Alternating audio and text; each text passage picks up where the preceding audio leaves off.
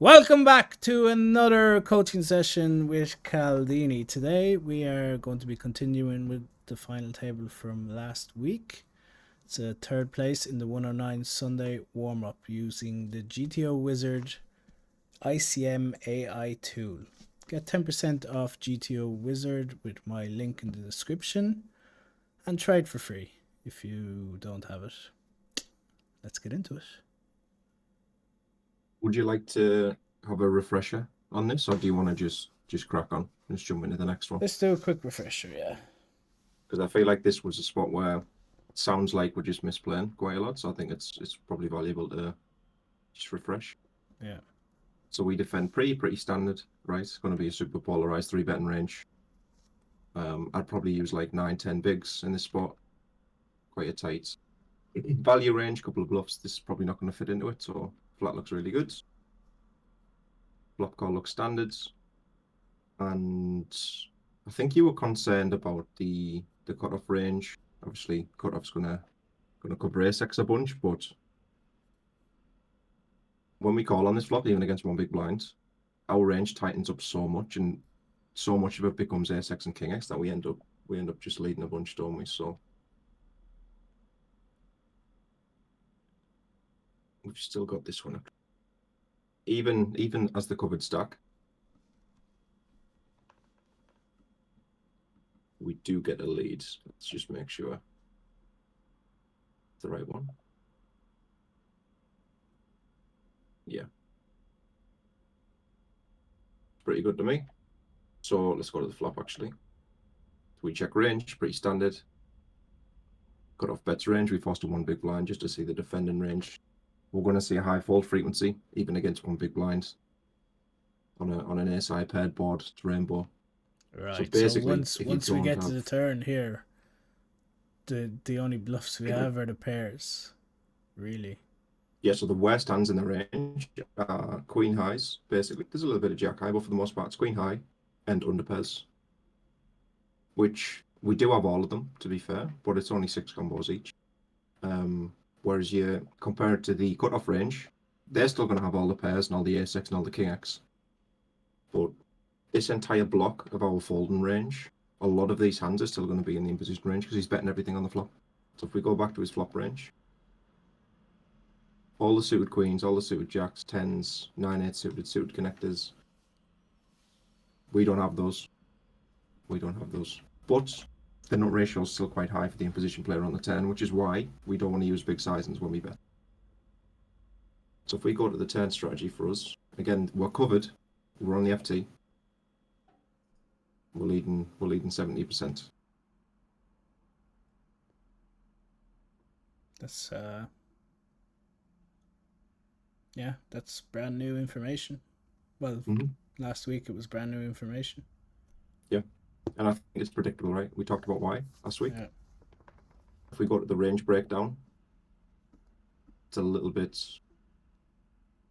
easier for me to understand why we lead these kind of spots with these range breakdowns. But if you just look at the nuts, very competitive. King X, very competitive. In fact, we have more King X because we defend more of the offsuit block than they open. We just do very well at the middle of the range, at the top of the range, and we don't have as much trash. Yeah. It might even be the case that if you force a one big blind lead, that you can just lead your range. Yeah.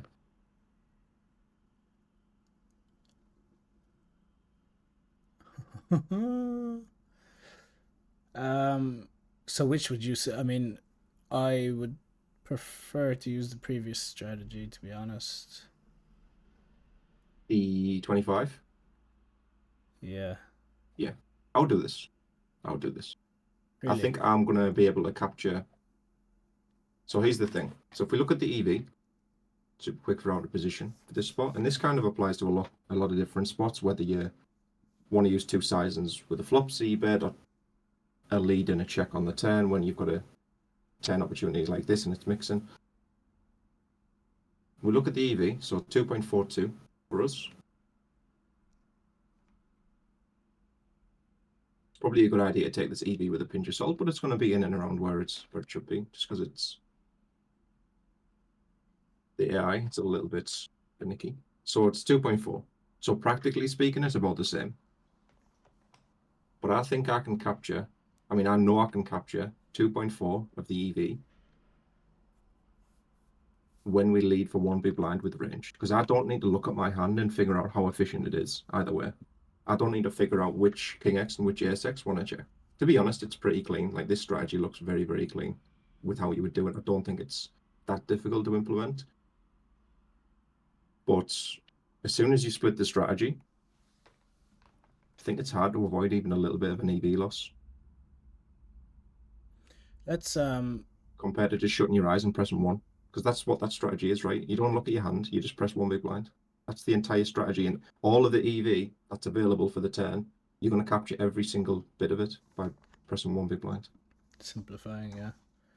Let's do it. Let's press the one big blind and then have him call. Tell you what we could do as well, Connor. I think it's going to be a good exercise. What do you think the imposition response is going to look like when we press one? Okay. So, can I see his range? His pre-flop range. Yeah, his c-bet range. His It's c-bet his range, entire right? range. Yeah. Yeah, it's his range. So yeah, he's obviously gonna fold a lot of the bottom stuff. He's gonna probably call every queen X. He's gonna raise some ace X. Probably the ones that unblock the king X. Is that possible though? Do we have king deuce off? I think it was King 4, King 5. We have coverage of King X pretty much with every card though. I know, but if Some of we the aces. in his spot, I think he Mm-hmm. wants to like raise his ace 2, 3, 4 because he unblocks the king X To make the King pure, X available. Yeah. and then maybe raise. He wants to unblock like queen jack and stuff, right? When he raises too, just to get called by queen high. Or no, should we have the lower queen X as well? Yeah, so it's gonna be like 20% fold, 30% raise, 50% call, something like that. Yeah, this is an FC, Ryan. It's FC. So the reason I ask is I think it's pretty fucking interesting to be honest, because I'm a little bit torn with what I think the fold frequency is going to be. But the main reason I asked is because we're betting so fucking small that if you just think about this just in terms of MDF, his fold frequency should be nearly zero. Okay, so he's going to Because overfold. Do you want to just explain to the for the video with a calculator what MDF is? I know yeah, anyone who's ever been to a Jordan seminar will know what it is, but yeah, they'll be sick of it by now, but we can go through it.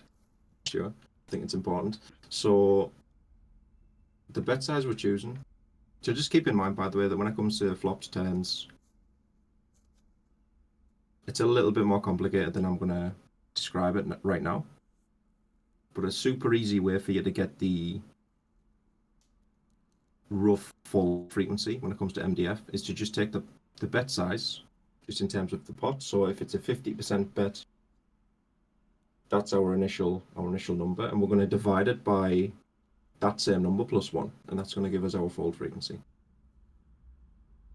So if we want to get the fold frequency for a 50% pot bet, we do 0.5, so that's our bet size, divided by, we're just going to add 1 to this number. So it's the same number, add 1. So 0.5, add 1.5. This is the fold frequency. Okay. yeah. So if someone bets half pot, you defend 2/3 your range, or you fold 33%. So that's your MDF. That's how much you need to defend in order to nullify the EV of your opponent's bluffs. So in this spot, it would be 0.13 Yeah, exactly. divided by 1.13, and we get an 11% fold. Yeah, exactly. So just in terms of MDF, the minimum defense frequency, we're looking at an 11-12% fold. But in Now, ICM, it's probably going to increase. we'll get to the ICM in a sec, but there's something more important going on before we consider the ICM. Usually what you're going to see, unless there's some big imbalance with the ranges, is on flops and turns, the in-position player is usually going to over-defend MDF. The fold frequency is going to be lower, but do you know why that is? Or at least one reason why that is? In position? Yeah. So we're in position, but why defend more in position?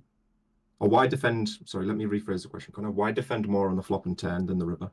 If we try and ignore the position for a second. And this is completely from a GTO perspective, nothing to Yeah. do with like Yeah. population. Why do we? Because the out of position players' range narrows by the river. Not quite. So it's something to do with what MDF accomplishes. So one of the things it accomplishes, if you meet MDF and the ranges is symmetric, is it nullifies the EV of your opponent's bluffs, right? But the problem is that assumes that your opponent's value range and bluffing range on the river is polarized in a way that your bluff catchers lose to value bets in the big bluffs, right? But the problem is on flops and turns, the outer positions bluffs have equity. Okay. Okay, so if you just meet MDF on the flop in position against like a lead, for example, all of the equity that those really poor hands have, they're going to free roll their equity because they can hit a pair on the 10, they can hit a flush draw and improve, they can hit trips by the river, they can hit a backdoor straight, whatever it might be. Pretty much every hand has some kind of equity. Yeah. So in order to nullify that, in order to prevent your opponent from just betting any two cards on the flop, you've got to over defend. Usually, it's what we see. There's a little bit going on with defending parts of your range, which big bluffs when you get to the river. So sometimes you're going to see an overfold of MDF, but that's just because we only want to defend hands, which big bluffs. But my point about this turn was, in terms of MDF, this is going to be the fold frequency, Connor, but this might be a spot where you overfold in position because hands like 7-6 might not be taken into account. It's hard to say for me. It's tricky. I expect the fold frequency to be pretty low though. The raise frequency is also something I think might be on the lower side just because the value range doesn't need any protection. But it's such a small bet. Seeing raises wouldn't be too surprising. But yeah, so we'll see what the fold frequency looks like. I think you said around 30% raise, right? In position. Yeah. Take a look. Fold 20 was my. Yeah, so it's. There's a little overfold, but it's still pretty fucking low, and that's kind of my point. So the raise frequency you nailed, but the fold frequency, I think it's predictably low. I didn't know whether it'd be 10, whether it'd be 20, 25, but it's super fucking low. Like Jack X is not really folding for imposition. Pocket pairs I'm aren't really finding it folding. hard to understand why King Queen. I guess. I guess they just need to fill the frequency. But would you not just pure raise ace 2, 3, 4, and 5, and then pure call the ace queen and king queen and stuff? Because of the reasons I said. Yeah, maybe. I mean, that makes sense when you said it, but it's hard to say. It's hard to say. It's not obvious to me just looking at it right now. What's going on? Like why King Queen's amazing. Why the other combos are not as great in terms of raising King X, right? It's not obvious to me. I'm not sure. But yeah, I just think this is a hard strategy to play against as well. you want to get into the exploitative kind of thought process too. And when we do bet one, let's see what happens when he raises.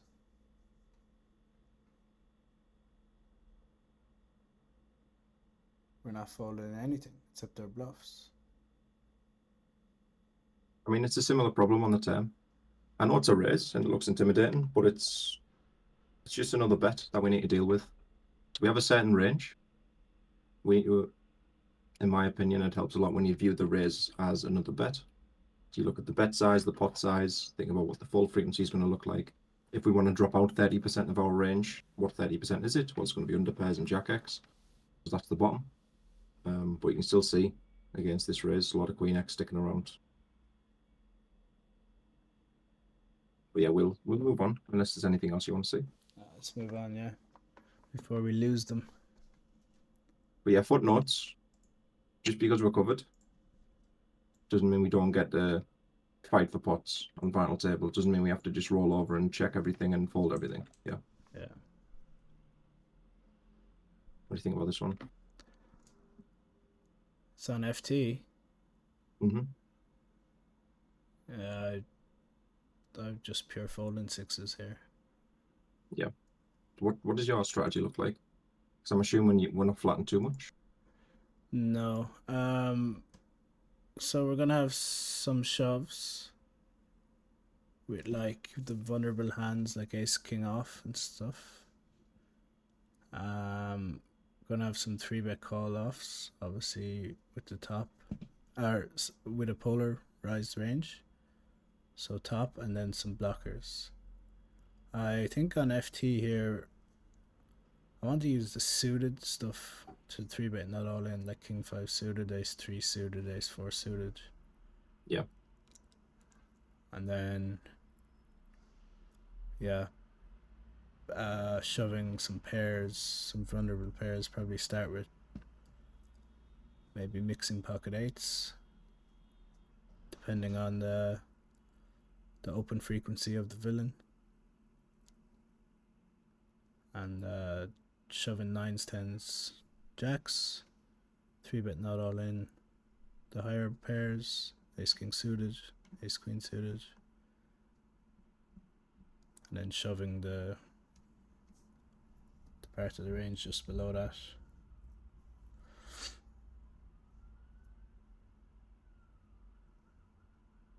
Yeah, I'm struggling to find a distribution. Like, this is pretty fucking ridiculous distribution, isn't it? Should be super tight as opening range. Yeah. I'm just curious as to whether we do want to throw in some flats. Because we're a little bit deeper. Since we're chip leaders, or sorry, we're not chip leader. We're not This chip is leader, just but we do one cover the big opener. stack, isn't it? We do cover him, yeah. I think the position. So when we look at just final table sims, I think if this is a button open, it's going to be very, very difficult to flat. So when you look at small blind button, small blind cutoff, when you're 25, 20, 15 big blinds, it's hard to do a bunch of flatten. The flatten gets a little bit easier in my experience when either we get deeper or the position gets tighter. So it's a little bit easier to flat against middle position, early position, and when we get deeper. So if this was like 50 effective, then we probably definitely want to have flats, right? How does this big blind being super, super short and his range being so tight affect the ability to flat there? I'm not too sure. I'm going to pull this across, see if we can see a sim. But if we do want to have flats, this is probably a reasonable option.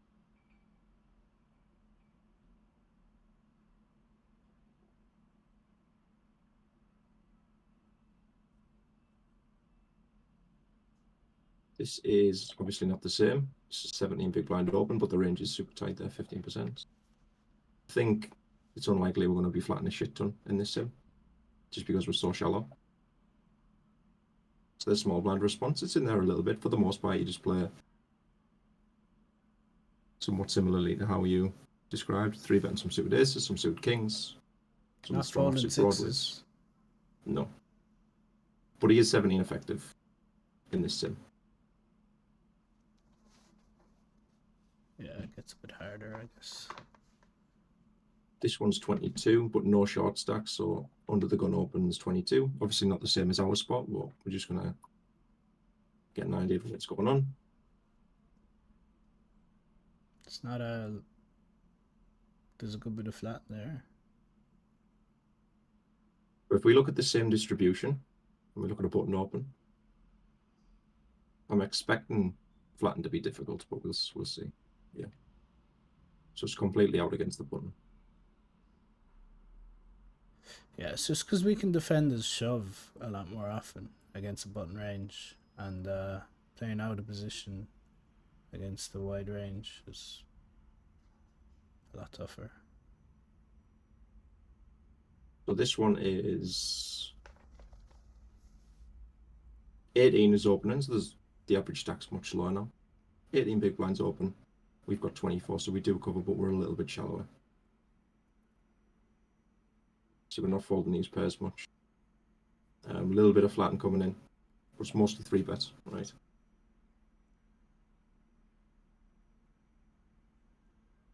But he's deeper, isn't he? So let's see if we can find one super quick. Where is it? 18.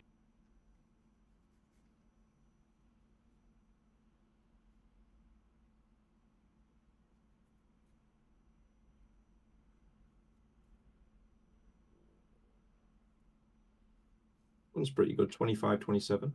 But the risk premium is probably going to be lower with the short stack. Let's take a look at this one. So under the gun opens, 25 bigs.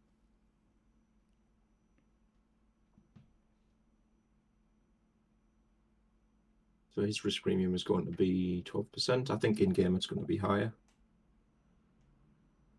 But there's the response in that sim. Decent amount of flatten there. So What's this? Sorry, so 25 this effective. is, yeah, so under the gun 25. We have 27, so we cover a little bit, but the stacks are a little bit higher on average. There's a lot of flat in there. Mm-hmm.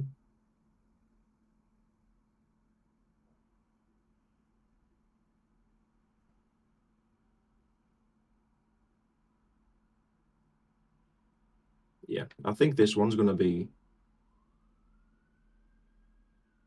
it's going to be something between this one and the one we just looked at. So what do we want to do with sixes? Hard to say. Obviously in this sim, sixes is some fucking magic shove, but it doesn't look like it's going to be worth much. I think this one's probably worth running. Itself, it's folds.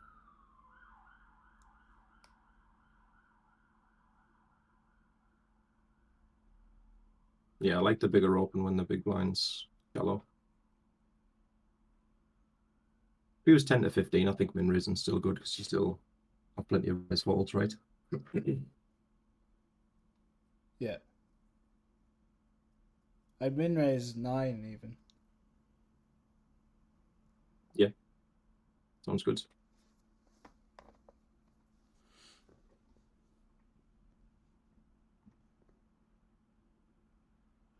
Easy.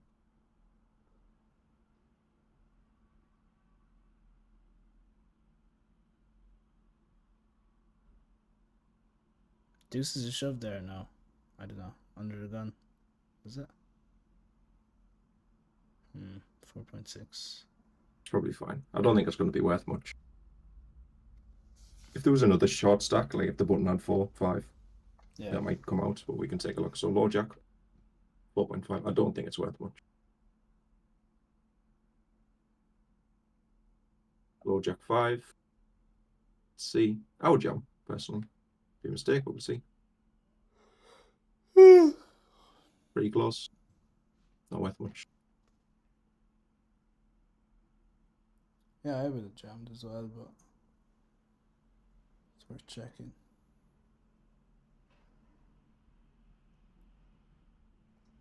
Wrong way. We're going this way, aren't we? Go.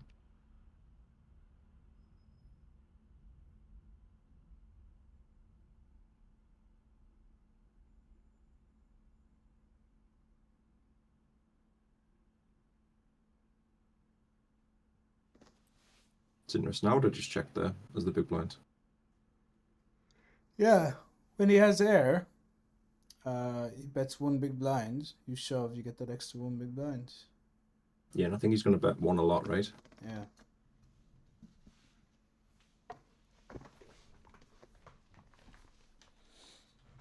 And yeah, if he doesn't, you're just going with it anyway.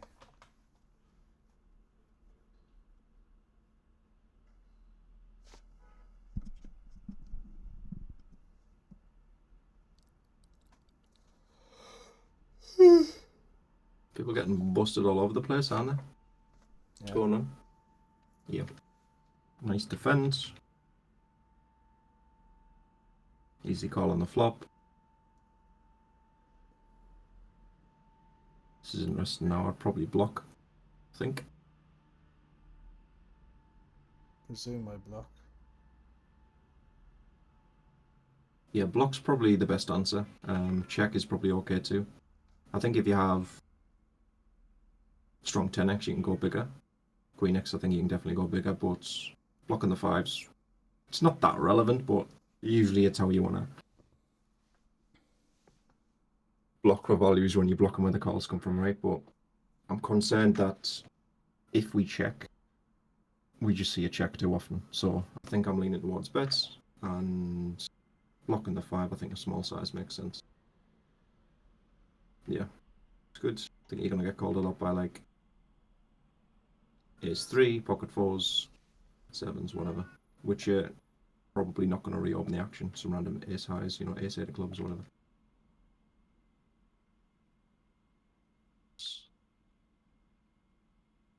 We can run this one though if you like. This is 500.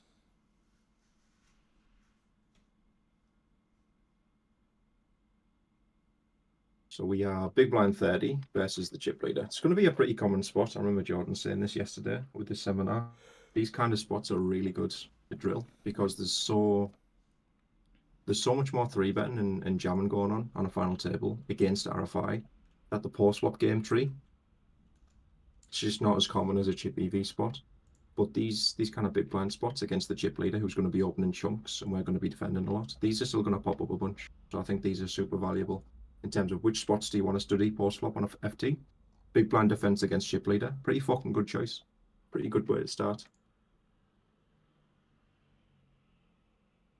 See if we so we want to be around 30.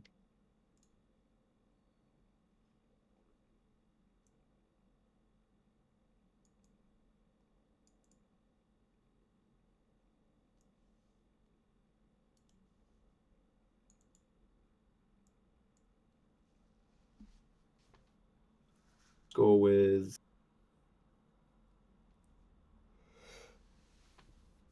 this one. Button opens.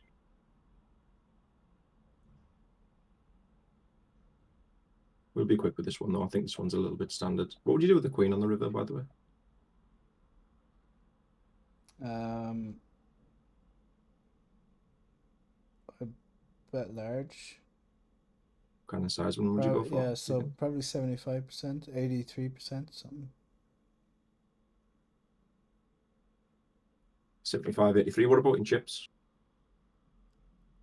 I'd overbet.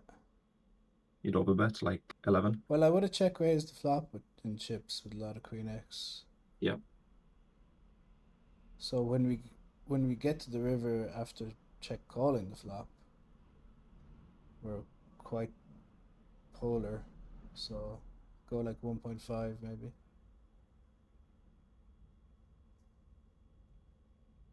Yeah, the reason I asked is because you might be able to jam in chips, but on the final table, it might be tricky. Because there really shouldn't be that much check and back of queen X with the chip EV strategy, right? For imposition. Yeah. So when you get to this river with like queen deuce of clubs, you basically have the nuts. Because we don't have much queen X, he should barrel pretty much all of it. So his coverage of it's going to be very, very low. I think on a final table, though, it's going to be tricky to use those sizings, but we can see. So we check all the flop. I don't really have standard. a 4x jam in chips, 4x pot.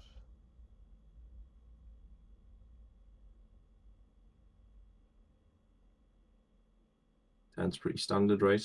you look at his strategy, though, there's just a lot of queen X in this range. I don't expect queen 8, queen 9, queen 7 to show up in chips too much. So I would bet pot, I think, over bet. Let's take a look. It's like in 67. We'll give it a couple more options.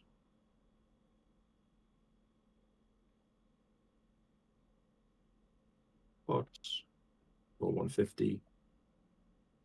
Looks like 2/3. I think you said 75, right? Looks like that's a good answer. 2/3 pots, and then 10x is just blocking. 10-5 doesn't look like it's that relevant. Betting 25. So that looks good. There's some better 10x that can bet big, which I think I would have done. Like Jack 10. Some of these. King 10 ace 10, yeah.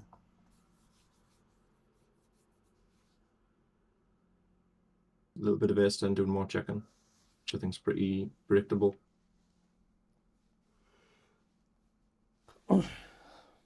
Check raise. Ace 10. Probably not. I think it's just very efficient as a check and a bluff catcher. I do want to check this spot out in chips though. Is it Very, very because quickly. he's going to check back ace high a lot, but if he gets there with like queen high or sorry, jack high or something, he's going to bet more. Yeah, exactly. Just quite efficient as a hand to check call.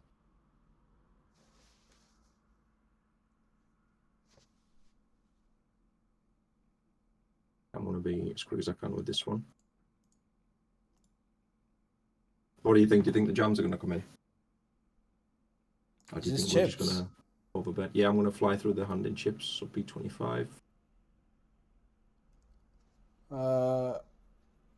I mean, even if it does, I don't think we should ever be jamming at these stakes for 4 and a bit pot. In chips? Yeah. It's not jamming, by the way. In chips. I'm surprised it's using this size still with the queen. Although it is checking, I guess, to check raise.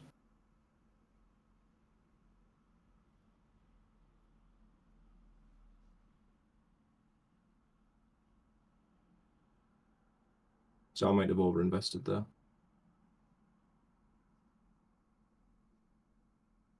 Yeah, me too. I said like overbet.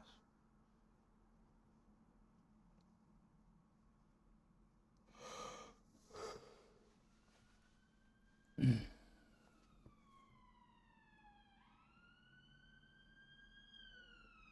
it just wants to check raise. It's not because the hand's too weak, it just wants to. I'm not sure exactly what's going on. Yeah, looks good.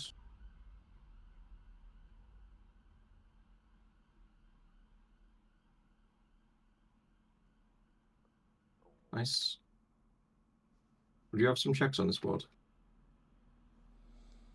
Against chip leader, yeah.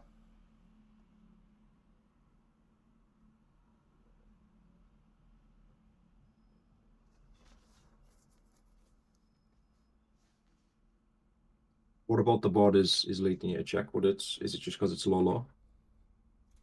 No, I'd have a lot of checkbacks across all the boards versus chip leader in the stack distribution.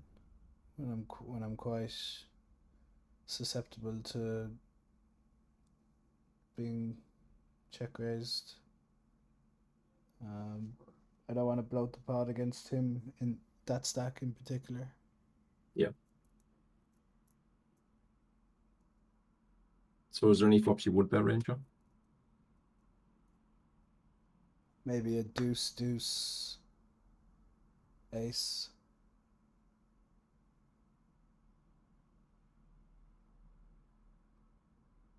Yeah, I wanna try and find a distribution for us because it sounds to me like you might be missing a lot of range C bets. Because he is the chip leader and it is a threat. But if you think about how tight our range is that we open with these stacks, it's not just a normal cutoff range. It's going to be tighter. His range is still going to be super wide in terms of defending. Like he covers us, it's a min raise. He's going to be defending most of the deck. And we're opening what, 25%? So if you give me a board like King 7 Deuce, especially a disconnected rainbow board. I'm betting range every time, for sure. See if we can find one.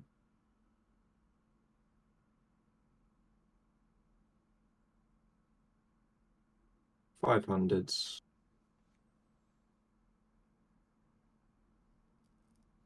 So the point is, I don't think you need a threshold that's that high to bet range. I think checking more on boards like this makes some sense.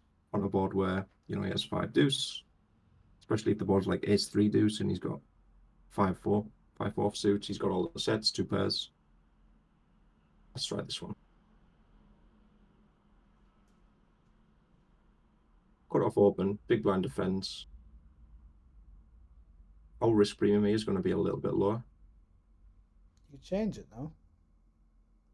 Can you change the risk premium directly? I don't think No, so. no. Can you Probably change can. his stack to being bigger? His stack? Yeah, he's only got like 38 blinds there, doesn't he? Yeah, but I think the... Do you mean to change the risk premium? Or just change the effective stack post flop? In the AI, when you change the AI, can you not just put in the exact stacks? Yeah, but I don't think it generates a new risk premium, unfortunately. That's what you mean? Okay. How many chips we have? 40. Yeah, there's nothing that's spot on, so let's just pick one in. 40 bigs. 45 versus 90. Let's just grab this one.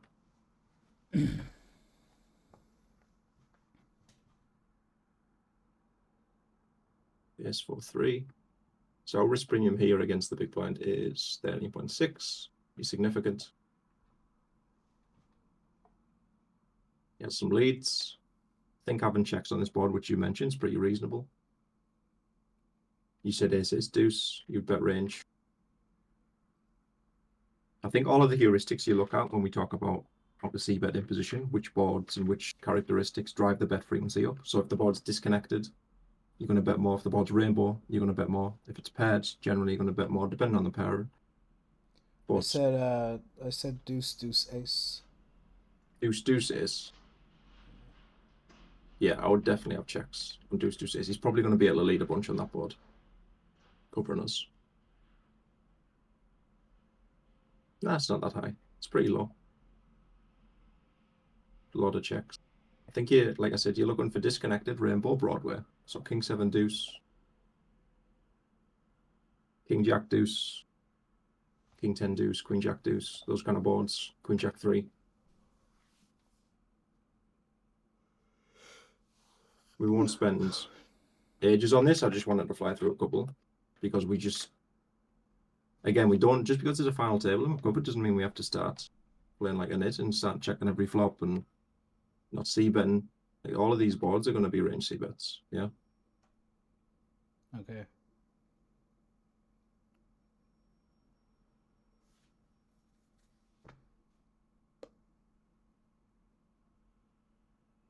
Even ace 10 5's betting huge a bunch. So the boards that are a little bit dicey in chips, so these ace low lows, obviously the Midland boards where there's a bunch of straights available, those are going to be dicey, but these kind of boards on the left, just hammer them, just keep hammering them, even against the chip leader.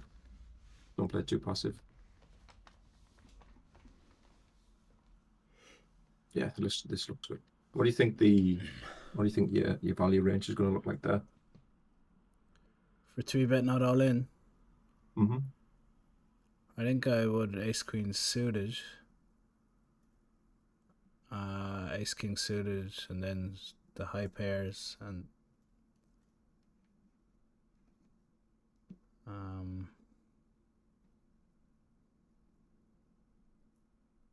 yeah, maybe I should have 3-bet. Maybe I should have shoved this.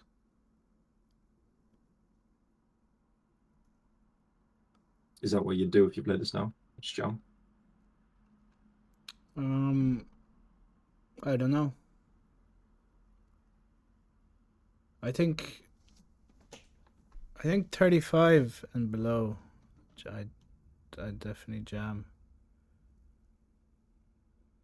I don't know. I think flatting is probably the best. Yeah, flat looks good. 3-bet folding's kind of interesting in the sense you 3-bet and get a ton of value because he's going to call with a lot of dominated hands. But against jam, it might be a little bit dicey. But it does feel a little bit high up to 3-bet fold against the button, doesn't it? Yeah. But yeah, I think ace king, ace queen suited, maybe pocket nines, pocket tens plus. Just play very polar 3-betting strategy, call a bunch. I think that sounds good to me.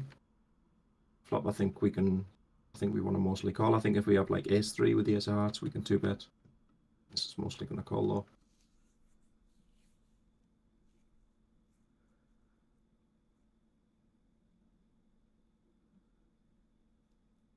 What do you think about this one? Yeah, just in the bin with those other two stacks.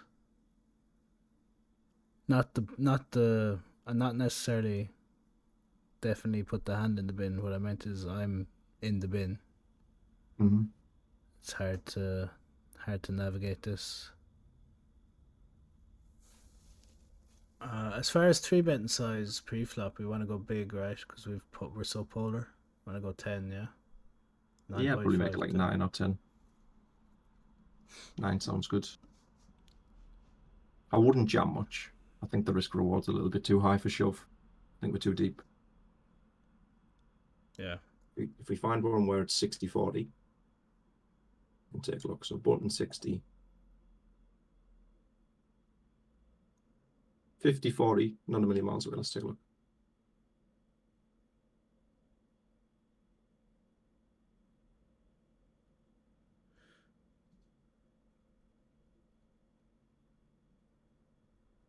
Ace queen suited, pure flatten.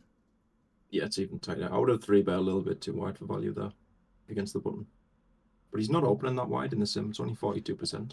There is a 9 big blind stack in the small. Yeah, I suppose that's around the same, isn't it? Stack distribution looks pretty spot on there.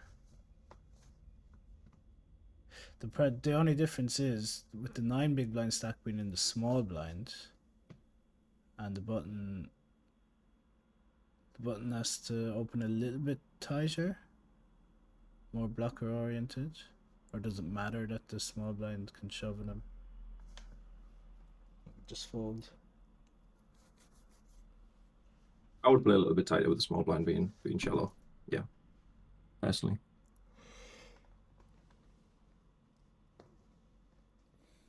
But yeah, looks like I'm just a little bit too wide for value there.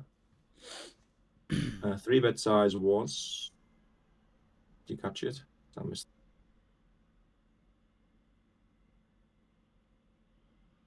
This one, wasn't it? 12. Yeah, 12 bigs. That's sick. Big. You're not going to make a fucking 5 big blinds, are you, when your range is aces and kings and ace deuce? Polarized range, big sizing. The more polarized, the bigger the sizing. And this is about as polarized as it gets, so big size. Should we look at the response, actually, for the button? So you raise the button. Big blind makes it 6x. Used to fold king queen off. Once. Queen jack suited. Ace jack off. People are definitely over defending this.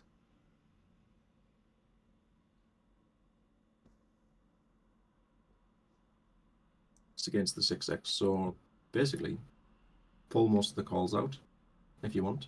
Jam suited aces. Jam the strongest suited king x broadways, the pairs, and then just flat the nuts, apparently. Yeah, I'm just concerned about this turn spot that we're actually going to sneak in a touch with a call. Feels It's very very, very uncomfortable. dicey. I think fold's probably a good answer.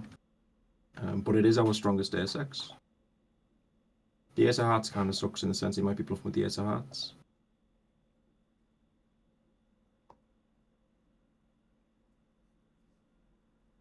So I am going to take a look. Maybe I'm a million miles away and this is just a pure fold. Could be a pure call. I have no idea. It does feel like if we always fold, it's like, what would you do with like 10 deuce of clubs, for example?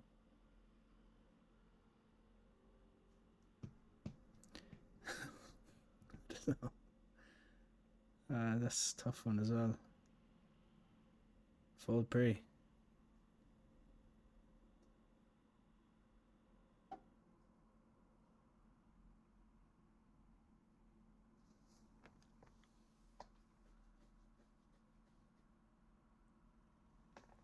Fuck these stacks up. No. 10 deuces in pre. Yeah, I was joking. Oh, good. I mean, it's pretty fucking close. Up, up, up, up. I guess just have to continue with 10 deuce of clubs, unblocking hearts. We do block the straight draws. Maybe a different deuce is better. Like 5 deuce. Yeah, good shout. Feels close though, right? Yeah. I think the point I'm trying to make is if we look at his bet size,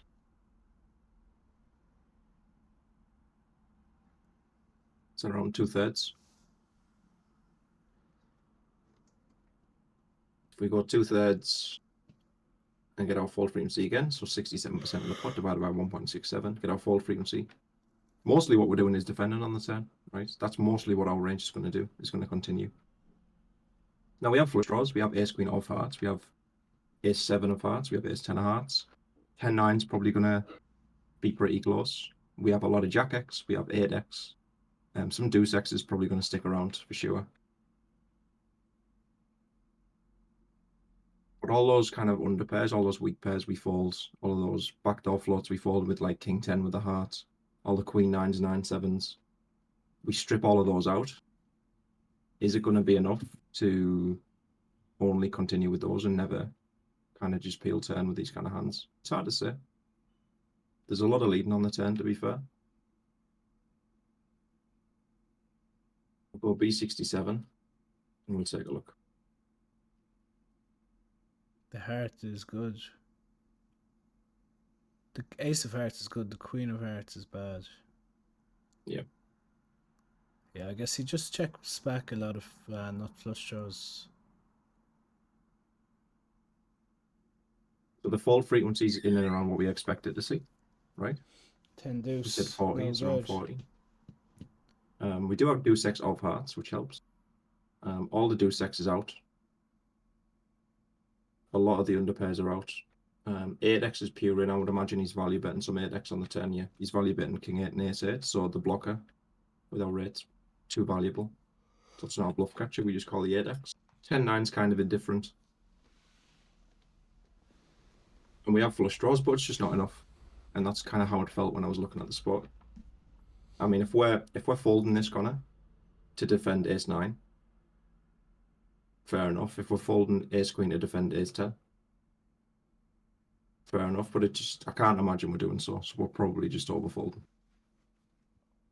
Same with these pairs. Just the hands we mentioned just aren't enough, so you've got to find some of these. Yeah. To be honest, I would simplify. I would just muck these in game, and I would have just called ace queen, personally. Sounds good.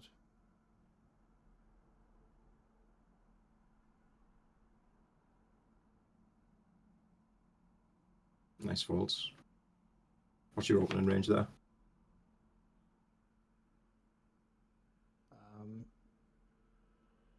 Probably jack 8 suited.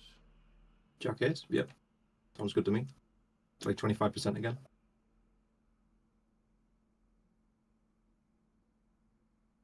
Cut off 40, short stacks, and then big blind is the chip leader, which is obviously a big problem. Pre-flop up to now, I think you've been absolutely fucking spot on, by the way, in the last 2 sessions. I'm class. You're a beast. This one is not the same.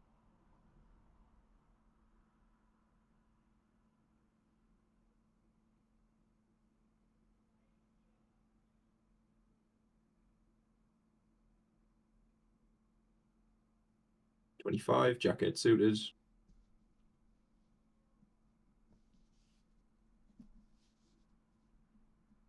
That one's much worse. We're obviously covered by both the blinds, 2 shots, so dropping to 16 there. I think in game, around 20 is probably a good answer, just based on those two.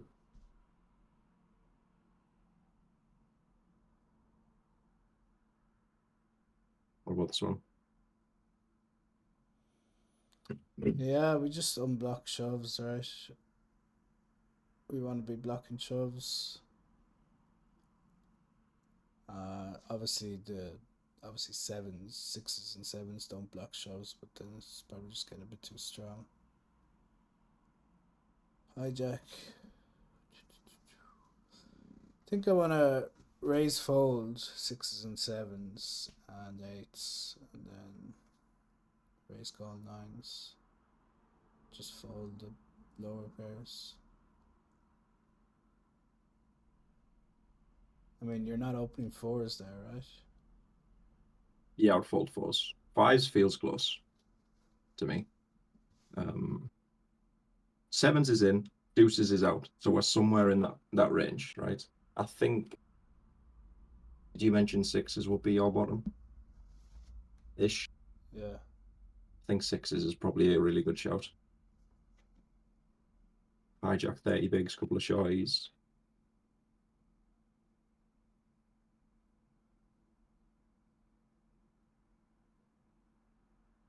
This is pretty close, right? Not a million miles away. You're pretty on point. Pocket sixes. This one might be just this fucking actual hand in this Yeah, fucking chart. that looks. So pocket sixes feels close. That's the main thing, right? As long as it feels close, and it is, that's what we're looking for. We don't want to get dealt a spot like this, Connor, and we get dealt deuces, and we feel like, Opening. I'll probably open this. And we don't want to get dealt pocket eights and think, oh, I'm probably going to fold. Yeah. If it feels close with sixes, fives, sevens, fours, we're in and around where we need to be. That's what we're looking for.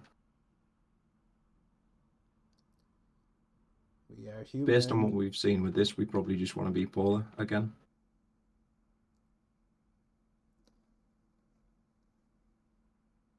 I would probably check.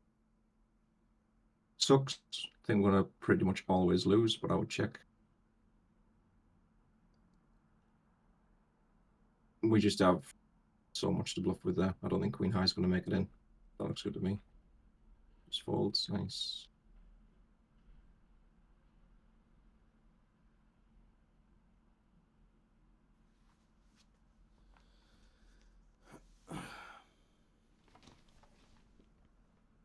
Maybe I'm just too spewed, but I would just shift the river there.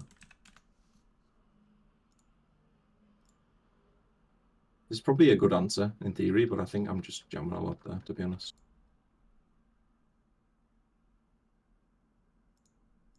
It feels like you can't lose.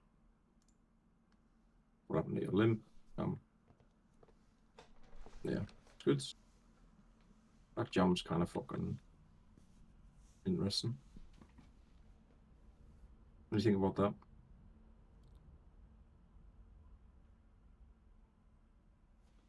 It's blind and blind, right? Yeah. And he limped. Yep. Yeah, I like it. Feels a little strong. Like Oh, you kind of want to You want to raise call off? raise, yeah. It's not deuces, is it? Yeah. I don't think checking's ridiculous either when you think about how the limit range is going to be constructed. This sim's quite similar to the one we just looked at with small blind has 17. Big blind's obviously got chunks. I don't think like it's a low pair. He can get a little bit of value. Like it's not easy drawing dead when the chips go in. He gets a lot of protection when he jams. I don't think it's ridiculous, but Let's see the small blind limp range. Just there you go.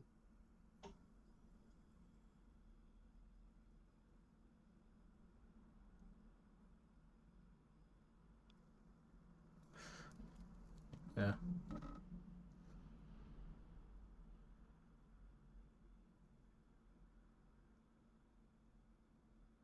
I would have jammed this a lot. These.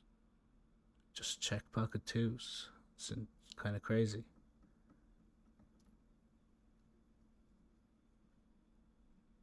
Yeah, these pairs, when you start reducing risk premiums, blind versus blind start to just play a little bit more passively, in my experience. Like if we look at his strategy with nines against an ISO, like if he limps here, big blind makes it 3.5, 3. I think nines might call even. sometimes, which might sound a little bit ridiculous, but we can take a look. But yeah, sixes, not jamming. Ace X, some of these suited jacks, which is kind of interesting. I guess they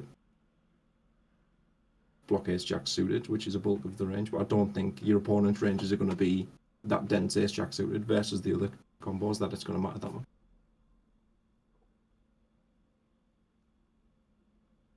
You see, like pocket eights is limp caller, but it's whatever. Looks fine, doesn't it? King nine, nice folds.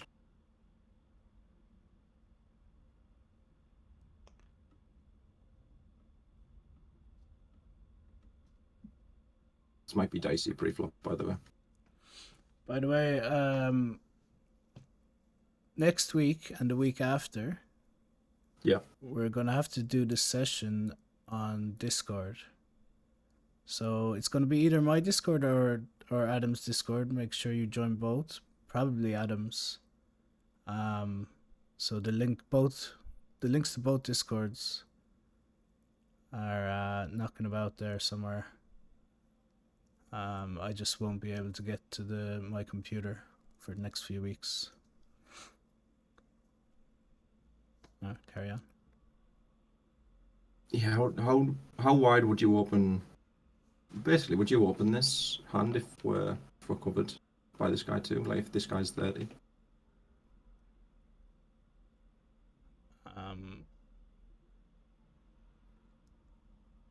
It Yeah, just, but it just feels probably dicey. because he's not supposed to flap much. I mean, it's an ace. I guess ace three off is pure open, right? We'll check this one. So this one's 22. It's not going to be the same as our spotting game. I want to see if it comes out.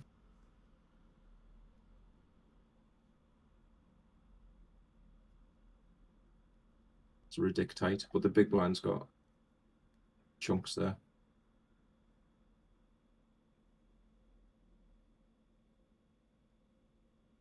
So this one's 25. These ranges look so much tighter than I thought, by the way. These button opens. Doesn't this look super tight?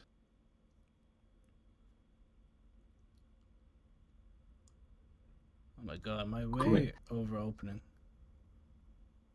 I want to find one where we cover the and we're a little bit deeper.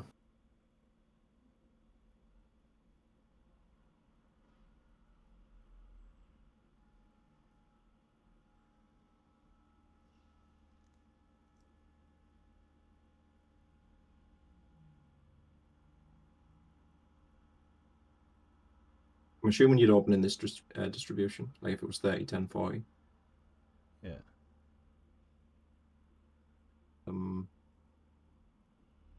So 35, so we cover the small blind, but the big blind's got a similar stack to us on the button. That looks right. Yeah, pulled them out.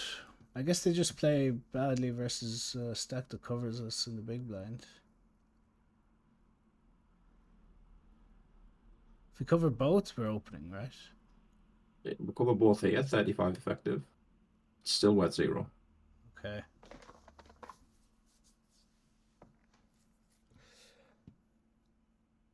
The reason these hands pop up for me is when you think about comparing button and cutoff opening ranges, like when you think about which hands get pulled out, when you start with a button range and you pull a couple of hands out to get to a cutoff range, these types of hands come out.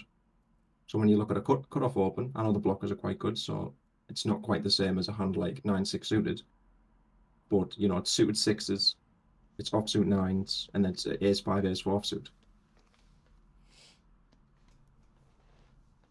Yeah. So I don't think it's crazy if you look at some of those ranges we've just looked at on the button, where we're even this one where we cover both. This one now we've got ace deuce in pure. But I haven't seen a single sim yet where one of the guys covers us, where we get to open ace deuce or ace 3 or ace 4 even. Yeah, ace 4 was mixing. It's super fucking tight. This one's pretty good, but the big blind's got chunks. That's super fucking tight. Wow. This seems too tight, to be honest. based on this distribution. But when the big blind's got chunks, he can just kind of go ham against you. That distribution might be.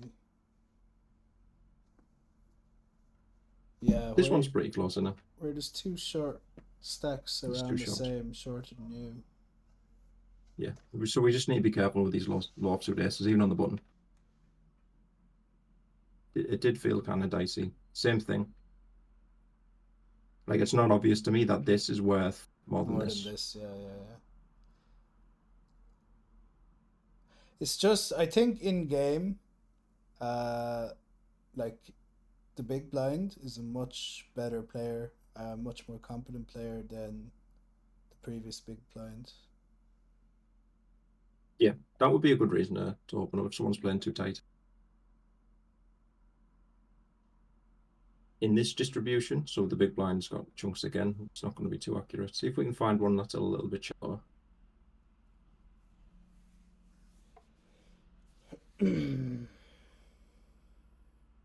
Similar stacks here on the cutoff. Sneaking in, but you see it's where 087's mixing. So the fold looks decent there. Kings is probably good enough to open, don't mind the kings. Just flats, nice. Probably going to check. Probably going to block.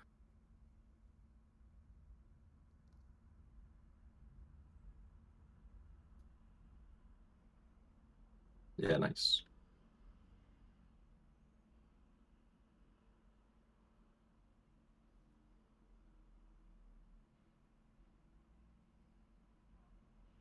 Here we go. Here we fucking go. Check. I'm probably snapping it off on the river, by the way. Yeah, I was. He sends it. Even though I did say he was a bit of a weaker player, there's just the run out's just too good for him to not bluff. Yeah, I think spades are going to be much better than the other suits too, spades and clubs, because he probably shouldn't bluff Jack ten of spades, right? He probably shouldn't bluff Jack ten of clubs, because that's how we fold. It's going to be King ten of clubs, King queen of spades, 10 deuce of spades. That's how we fold the river. So his bluffing range should be diamonds and hearts for the most part. So within that context, when we think about bluff catching our race highs, when our low kicker is a spade or a club, as you already know, it's going to be pretty good as a bluff catcher.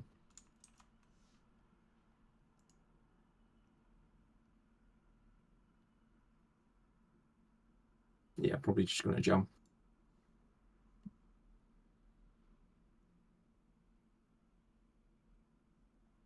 What do you think about this one? I think I disagree with Jam. To look at it, the size he made it as well is quite polar.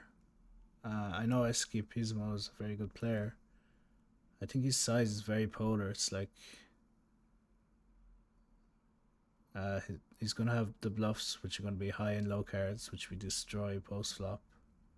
Then it's going to be ace king, which we're flipping with. It's going to be better pairs. So I think flat is best, to be honest, in this exact situation where he's sized it in this way. Like, there's no shot this size is in GTOwizard.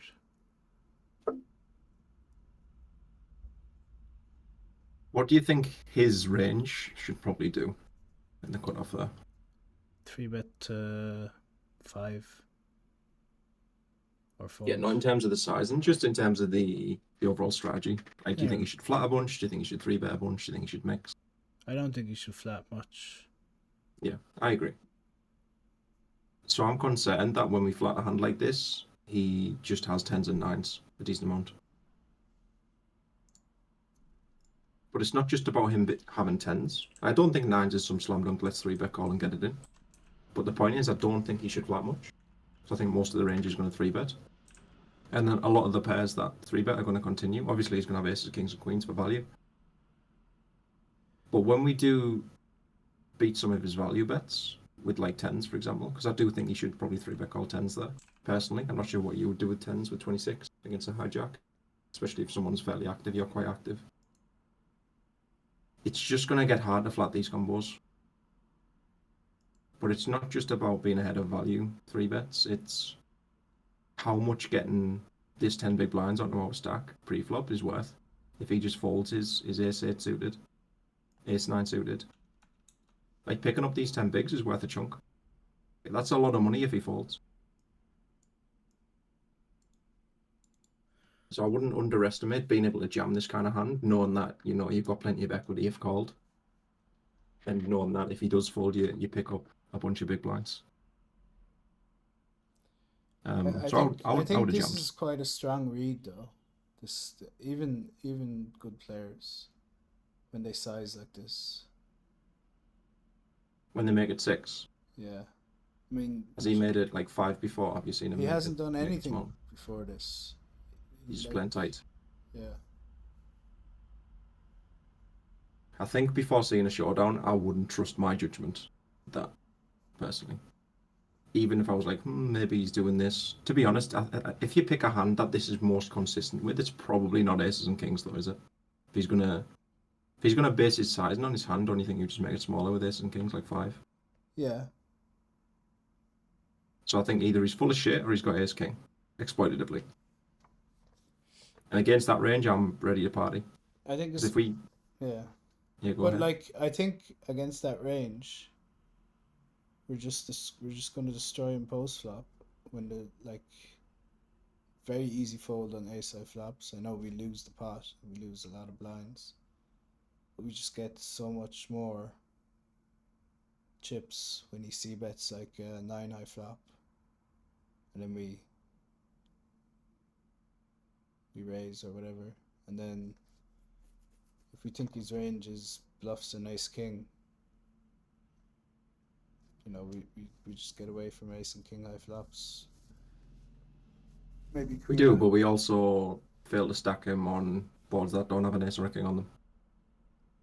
So that's going to even out.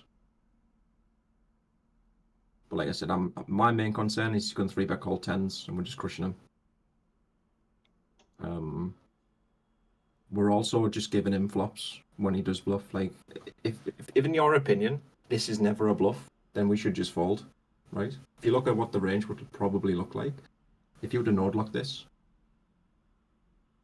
for like his 3-betting range being ace, king, aces, kings, queens, jacks, this hand probably just folds. I'm not certain about that, by the way. I'm not. But the point I'm is, not saying he's got aces and kings in the range. I'm saying it's heavily weighted ace king and then some bluffs. I yeah, think against that range, I would be happy to get it in 3. yeah, maybe some queens. Because if I'm playing as the cutoff here, Connor, and I have like ace-8 suited, and you're flat and jacks, I'm loving life. I'm like, thank you to this guy in the hijack for just giving me free flops when he shouldn't. Thanks for the free EV. But you Thanks only for the you free only flops. win when the ace comes with ace eight suited. I It's still shove. free. It's still 100% of whatever portion of the time he wins the pot with his bluffs. That's still free EV when you have jacks, because we should probably jam, right? I'm not saying it's definitely a jam, by the way, in theory, but let's say for argument's sake it was.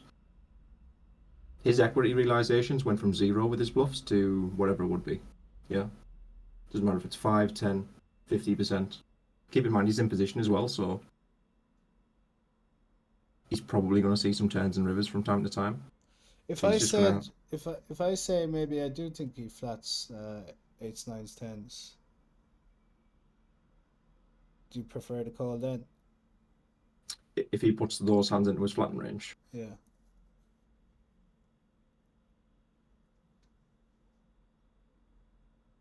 I would still jam with jacks. I think it's too strong.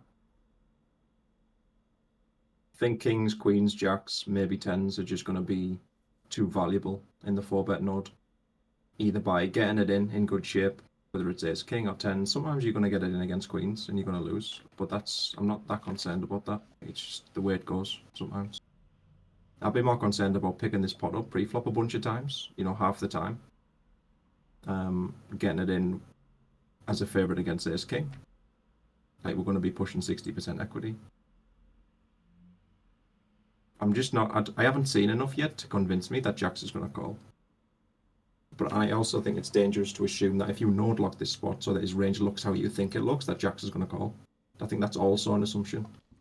Even if you build his range perfectly, like you think it's going to look, the solver might just say Jacks is a jam or a fold. It's too tight. So yeah, just generally speaking, I'm not really flat in these kind of hands and these.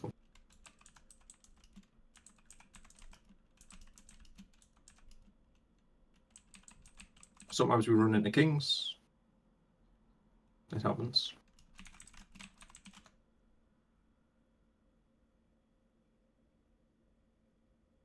I want a bigger pot. In this instance. I mean, you might just had ace king and we just lost 14 bigs. Ace in the river, bro. Yeah, maybe. Let's see if we can find a sim. I understand what you're saying. I just think we found a sim, didn't we? I understand what you're saying. I just think that, just for me, we don't have enough of a reason to make that deviation. That's the first concern.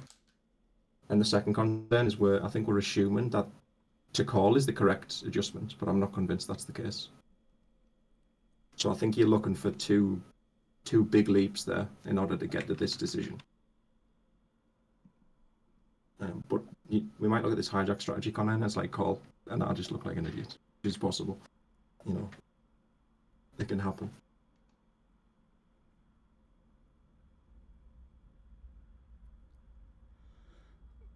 There's a tiny bit of call there. You've nailed it, mate. Was that the 6% Yeah. randomizer, that one? Yeah, I got you. The other 94% of the times I've ever been in the spot, I have shoved, so. Yeah, I appreciate it. Let's, I mean, versus this size, I would have shoved. If he made a 5, he's got a proper range. His 6 big blinds just really confuse me. I mean, it's not. It just, I don't know. He's not even supposed to 3-bet tens in that position. Pure fold. And it's still jamming.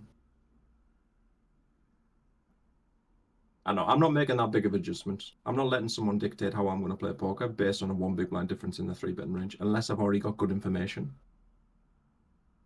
to suggest that there's something there. I think that. Because the footnotes for me you there, don't need. Colin sucks. Colin fucking sucks. And that's against 5s. So the pot odds against 5 big blind 3-bet there, in terms of a call, are as good as they're going to get. And it still hates Colin. It fucking hates it. So again, I think if you node lock it and change its range and you enforce it a 6 big and 3-bet, and you put the range you think he's got in, I still think it's going to jump or fold. That's kind of the footnotes for me. Can we do that? Yeah, we can do that. Let's do that. I'm going to have to jump off just now, but we can. If you give me a rough idea of what you want his range to look like, I can get a HRC sim going, and we can see. How do we respond? Okay, we'll do the outro for the video now. No okay, thanks for tuning in, guys. Like I said, next 2 weeks, because I'm expecting a child, it's going to be on Discord, or we might not be able to make it at all. But make sure you join the Discords if you want to see this HR sim as well. Subscribe, like, do all that good stuff. Thank you very much.